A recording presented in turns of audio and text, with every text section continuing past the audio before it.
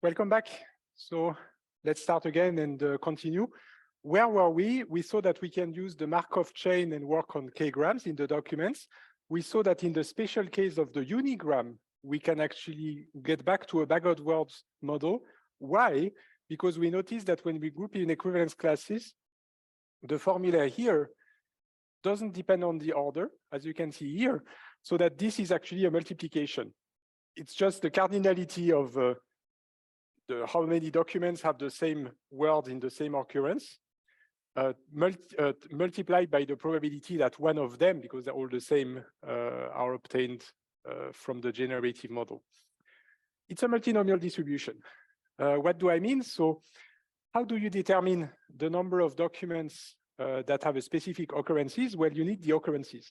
So I basically, for example, can tell you how many documents are there that have twice the word computer, once the word R, and 3 times the word cool, for example, 2, 1, 3. These are the parameters of the multinomial distribution. The multinomial distribution tells you how many or in what proportions these documents appear. And you might remember, don't be scared, I'm going to explain. The multinomial distribution is what you see on the left of pi, of the product. It's this here.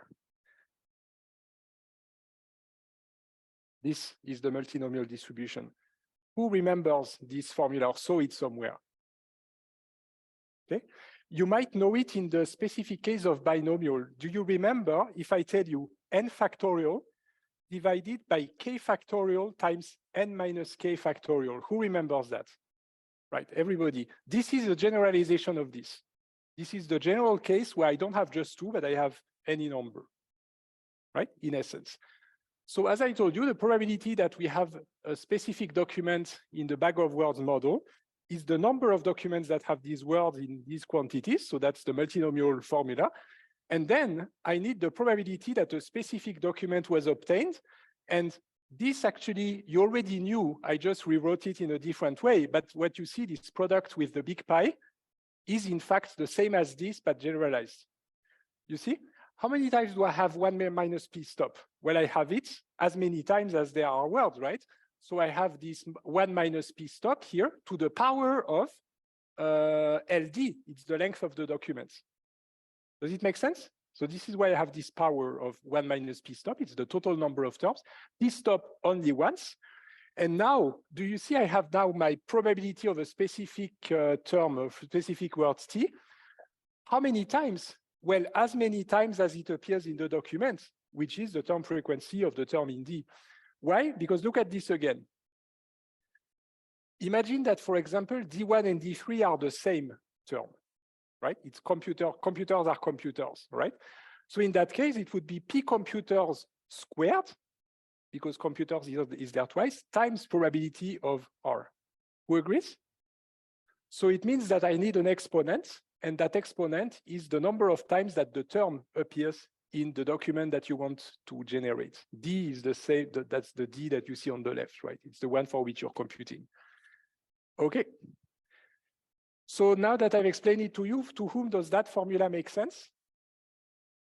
Okay, so this is the magic formula of unigram models using the multinomial distribution. It only works with unigram models. If you use k-grams with at least 2, so n at least 1 in the case of Markov, that breaks, that doesn't work anymore, right? Just unigrams. Okay, I'll come back to that formula because there is something more that I will tell you about it. So now let's go to k-grams more than 1. So in the general case, you don't just have a number for each word. In the case of bigrams, you have a number for each pair of words. There is the previous word, and there is the word you're generating. So now I have a bigger table. There are many more rows in there.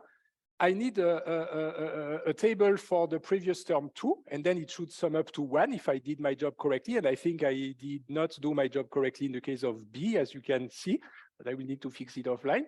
But technically, it sums up to 1 within every category of previous terms. Whoever saw a Bayesian network? Okay, that should also remind you of Bayesian networks in spirit, because you have this form of tables at every node in a Bayesian network as well, right? So this is basically my probability distribution, the probability of the current term conditions on the previous term. And this is a lookup table. And this I can also build based on the document. If I give you Sherlock Holmes, all you need to do is have a sliding window for pairs of words, and you count them, you do statistics, and then you count the number of times you saw 2, and 2b and 2or. You just need to renormalize it with the number of pairs that start with 2 so that it sums up to 1, but that's it, right? It's just a bunch of additions, multiplications, and divisions to get that.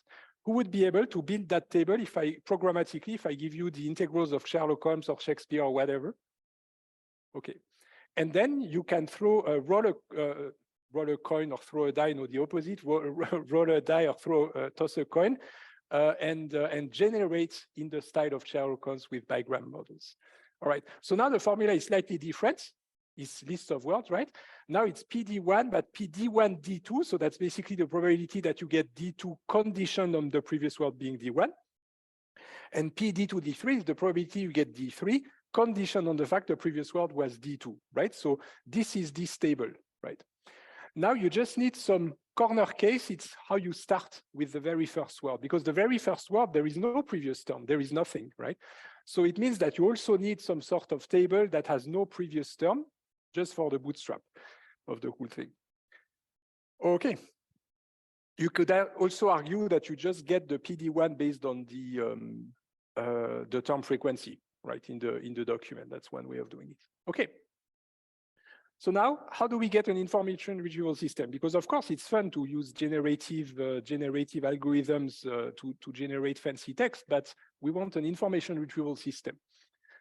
So here's the thing. It's again a thought experiment. Imagine that we create out of every document in our collection. Let's say there's 1 billion documents in the library. We take each book and we feed it into a model, and we get these things, right, out of it. So we have a model for every document. It's actually quite fun, the sort of things you get with 1 gram. If you turn them on, you see to him swallowed confess here doesn't mean much, right? Because 1 gram is just a bunch of independent appearances. 2 gram, what does stand for? Thy canopy forsooth is this papal hit the King Henry, or King Henry, got right. You see, after King Henry, probably with Shakespeare, leave king, follow, blah, blah, blah. 3 grams fly and will read me this news of price. Therefore, the sadness of parting, as they say, it is done. It shall forbid, it should be branded, it renowned, made it empty. It doesn't make much sense, but it starts sounding more human, right? 3 grams are really more impressive. King Henry, what? I will go seek the traitor Gloucester. Extend some of the watch, a great banquet served in. It cannot be but so. So this is quite fun. And that's very old. You could do that already decades ago. I was playing with that in high school, I remember. It's quite fun to do. But that was last year, because now we are in 2023, and there's even funnier systems now, like ChatGPT 3.5 that just appeared out of nowhere. Well, not out of nowhere, but that appeared last year. I tried it out. It actually speaks German too. It doesn't just speak English. And I tried to see if I could actually make it fall into a trap. So I asked, like, wo redt man Weltschweizerdeutsch? And actually it fell into the trap. That it started explaining, yeah, that's a dialect of Swiss German spoken in Western Switzerland and blah, blah, blah. And then I asked ChatGPT 4, this one didn't fall into the trap. As you can see, it actually figured out that this is one, right? So it kind of figured out that I probably meant it's a dialect that would be in Western Switzerland, but actually there is no such dialect in Western Switzerland. But anyway, this is quite impressive. And of course, if you compare this with just like 4 grams to this and this, then you see the impressive progress that has been made. Of course, to get there is more than just taking higher values of K, right? That there's more to it. There is also some artificial intelligence, some different way that you generate the weights. But in essence, this is what you have in there. This is the sort of things that you have in the model. ChatGPT is just figuring out what next word is going to come, depending the former words. So this is pretty much the idea, right? And the same for the others like Bard or Bing, they all have one now. All right. But now, if we want to turn this into information retrieval, imagine that I have a query Q. So this is whatever somebody typed into the search box. And now here's my third experiment. Imagine it's like can I find the analogy? No, let me just tell you that way. Imagine I picked a document at random in my collection. I built its model, trained it to generate the weights and the lookup table and so on. I used that model to generate a new document. So I reversed the machinery in order to make it generate text. Guess what happened? I got exactly Q. I picked a document at random, built the model, pushed the button to generate text. I got exactly the query that you actually gave me. Then I asked the question, if that happened, that's incredible, right? What document is the most likely to have been picked in order to generate Q? That's probably what I want to return in my search engine. That's the third experiment. For whom does that make sense? Right. And now if I compute the likelihood or the probability for every document that it would have been picked to generate Q given this condition on the fact that I built the model, generated exactly Q, then I can just use as a ranking system. I can rank the documents by likelihood that would have been the document that by chance gave me Q. So this is how it works. It's called the query likelihood model, right? I take a document, build the model, generate some text, and by chance I just generated the query. So how do we compute this? Well, this is the formula now. It's the probability given the query that a user gave to me. What's the probability that the document was D that gave me building the model, the query Q? Well, that would be complicated to compute, right? Answering this is complicated, right? So what do I do? Bayes formula. It's almost an automatic thought. Whenever you need to compute a conditional probability and you have no idea where to start, just try to plug it into the Bayes formula and see what happens. So if we do that and we put it in the Bayes formula, then we get the probability of generating query Q based on document D times the probability of document D divided by the probability of the query Q. So we need to start by this. Why? Because this is this whole thought experiment here. This we can ignore, it's constant because we are scoring documents based on a constant query, right? So this I can throw away. This you can take as uniform if you just consider that the prior is any document is just as likely as any other document before the query arrived. And that's just the probability of Q under the model built from D. That we know how to compute, right? That's the magic of the Bayes formula. Something super complicated turned into something super easy. So this is good because, for example, under the unigram model, if I use the unigram model, then this is my probability of generating Q given D. So that gives me an information retrieval system. This here is the score of document D, and I can use that to rank the documents. Now, one more thing. What's going to happen here is we need to sort on D. What is this multinomial part on the left? That's a constant. Do you agree? There is no D in there. Doesn't appear anywhere. So I can throw away the multinomial part, right? The P stop I can throw away too, right? There is no D in there either.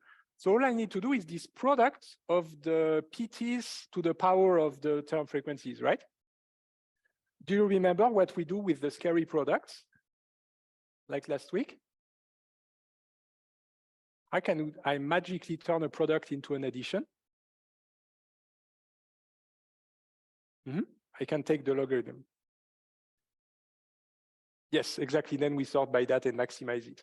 So if I now take the log of that, then that gives me the sum of the term frequencies multiplied by the logarithm of PT, right? And what So basically what happened is that I am summing on term frequencies. When's the last time we did that? In the vector space model a few weeks ago, right? The TF-IDFs. So what happens is, I have a slide there. What happens is this. With probabilistic retrieval that we did last week and the week before, after all our thought experiments, we just came up with a sum of inverted document frequencies, justified with the thought experiment of the probabilistic retrieval. This week, we have another thought experiment with language models, and we end up with a sum of term frequencies. So now we've basically closed the loop, right? We have the full justification in the vector space model. Why TF-IDFs? Well, the TF that's justified by language models and the IDF that's justified by probabilistic model. That's why. Right. For whom does that make sense? Right? It's a huge coincidence, right? That we just end up with the IDF on one side and with the term frequency on the other side. All right. Now I can't remember, what did I do here? Yes, I think what I did is that I replaced the PTs. You can compute the PTs from the renormalized term frequencies, remember? So PT, I can just take as TFTD over LD. It's just the number of occurrences of term D in document D renormalized by the length of document D, right? So I just did that. So if I take the log of that, more precisely, I end up with TF log TF, right? And if you look back to the smart notation, this is where it comes from. You saw these variations of not just TF, but other variations of TF. This is also justified by this sort of reasonings, right? All right. Now, do we really just take the TF over LD? Well, not quite. Because what's going to happen is that if you do that, you're going to not end up with the exact values because your document is too small. Basically, if you just index a small document or a chapter or a book, you might be skewed because there are words that will not happen at all in the document, even though the author might have written them, for example. So you have a discrepancy between, it's actually the population and the sample, right? The population might have some distribution that have a non-zero weight for all the terms. But what happens if you take a sample that is smaller, you're going to have zero at a lot of places and non-zero at the terms that you by chance had in your sample. Do you remember how we solved that? We just added this 1/2 and these weights a little bit everywhere, right? This is called smoothing. So we need to do the same sort of things here. Instead of just blindly taking this term frequency divided by LD, we smooth a little bit by adding some weights to make them non-zero and get the entire term space. There is another way of doing that, and surprise, surprise, you thought it was useless because I told you the collection frequency doesn't work, but there are actually people that do use the collection frequency. Remember, the collection frequency is the total number of time a term appears in the entire collection across all books. And so what happens is that people smooth in that way. They take the statistical estimate of the probability, so the term frequency of the term renormalized by the length, but they have this lambda 1 minus lambda, which means that you do some average with the collection frequency. What are we doing here? Well, in essence, what there is on the left, this term frequency TD divided by LD, this is the probability estimate for a single document, right? Just the book that I'm estimating. This here would be as if we were merging the entire collection into a single book, a gigantic book of 1 trillion pages, because then the term frequency in that hypothetical book is in fact the collection frequency, right? And then that's the total number of terms in the collection. Who agrees that this is kind of the merged collection to a single book? So in a way, what we are doing is that we take for a specific document that we want to score the exact, based on the statistic distribution, the probability we would get. And then with this formula is just pulling it a bit in the direction of the global collection, right? And what happens is that you would have that with a single document. And by adding this 1 minus lambda with the collection, you're just pushing down a little bit here and pushing it a little bit there, right? So this is the smoothing in essence. These are all techniques, right? And again, we are doing that because we don't like it to have plenty of zeros there. That really breaks the system, because then when you generate documents out of the model up there, you are never ever going to generate any term that would have a weight of 0 here. That's the reason for smoothing. Okay. Now I'm almost done. I'm not going to go the details of that, but there are people who do it differently. Instead of saying, I generate the models from the documents, and if I obtain the query, what was the probability that this was the document? Some people do it the other way around. They take the query, build the model based on the query, and smooth it, of course, because the query is even shorter. So if you build the model from the query and the query is just information retrieval, you're just going to end up with 2 non-zero weights, and the rest is 0, right? So if I give you the query information retrieval and generate text randomly, I'm going to get information retrieval, information retrieval. That's boring, right? So this is why you need to smooth. But if you do that, if you take the query, build the model, smooth it a little bit, and then you ask, what's the probability that I obtain the document from the query model, right? So you see, it's just the reasoning the other way around, right? Symmetric to it. And finally, there are people who do the both of them. So they basically take the query, create a model, smoothed, of course. And then they take every document in the collection, create the model for that document, smoothed, of course. So then you have all the models. And what you do is that you define the notion of distance between models, right? That actually can be done. You can define the notion of distance between probability distribution, right? It's just 1/2 the sum of the difference of the probabilities. Whoever saw that? Okay, so just believe my word for it. There exists a way to define a notion of distance between probability distribution, right? And then in other lectures, you can learn that. So if we have that, the models, what are these? These are just probabilities, right? So I just need the notion of distance between 2 models, and then I can score based on how close the models are, right? So I'm going to return the documents whose models are the closest to the query model. Okay. That's the last slide. Who followed? Okay, try to get you as much as possible. And congratulations again, because now this is usually taught at the master's level, at least the way it's done. So this was extra. And again, the deliverable of today, apart from the fun with generating text, is this, right? With language models, we re-derived the justification for summing on term frequencies or variation thereof. And with probabilistic models last week, we justified summing on the inverted document frequency. And now we have an actual justification for the TF-IDFs in the vector space model. Okay, do you have any questions? No questions? Let me just check that you followed, and also everybody on Zoom.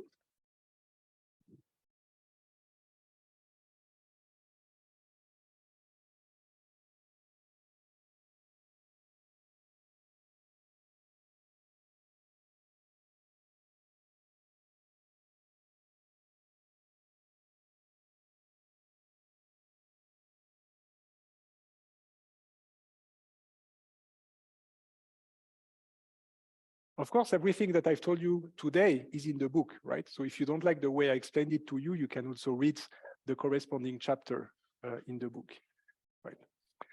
And of course, if you are interested in learning more about generative models and large language models, so much larger than what we did today, there is a lecture at ETH that you can look up that is for this, so you can visit it if you want, and then learn more about how this is done. All right. So that's good. I have a lot of people above 80, the others above 50. So that looks good. So if you have any questions, come to us, ask them, come to the TA team. Enjoy the exercises. So there's problems typically based on the base probabilities, the Monty-Hall problem. And then I really recommend, if you want to have fun, to try to generate text like that with using these probability distribution from the term frequencies. It's actually fun to do. And I'm not going to say you will get a mini chat GPT, because it will be far away from this, but it's still something fun to do. So thank you very much. everybody. I'm going to let you go and have an early lunch at the Mensa. I'll see you next week for the final lecture. There will be no new material, but still we will celebrate the end of the semester, the beginning of the summer. The TA team will be here, as many as possible, and we'll just have the quiz game. Thank you very much. See you next week. Enjoy the exercises. Thank you, Marco.